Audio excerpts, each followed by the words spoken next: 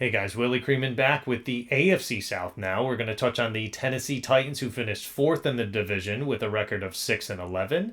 Listen, sad to see Vrabel go. Kind of needed to happen.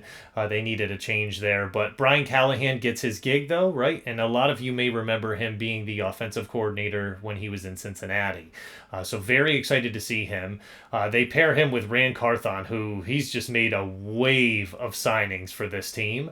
They bring in Tony Pollard, Awuzie, and then they trade for Snead at corner. I mean, Calvin Ridley, too. Like, this team just wants to be able to compete. And they're looking around this division at Houston, at Indy, the things they're doing, and they're trying to make moves to keep pace. But having two great corners like Awuzie and Snead, I think gives them a big leg up in this division to be able to compete with the top dogs. So the biggest free agency addition for me was Lloyd Cushenberry. Yes, like even with all the other great free agency additions that they had, having a solid anchor, man, on your offensive line is just it's unquestioned one of the best things to be able to have in this league. And Cushenberry is just that, right? It should be mentioned that, like, obviously them adding those two defensive backs is a big deal, but Cushenberry is going to be noticeable on this offensive line. The worst free agent addition in my mind was Tony Pollard. And listen, this isn't because I drafted Tony Pollard in fantasy and he screwed me for the year.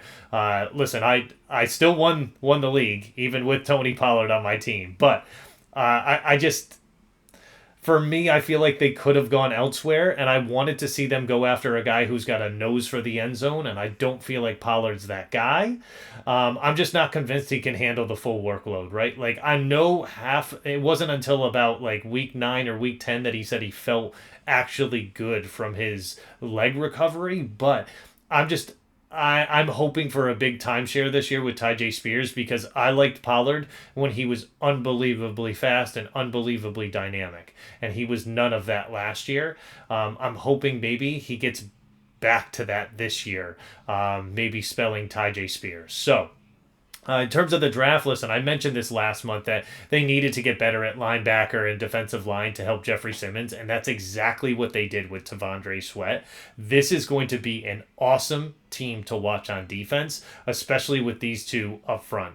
Now, listen, I did not care for the J.C. Latham pick up top. I really thought that they could have gone a better way with that.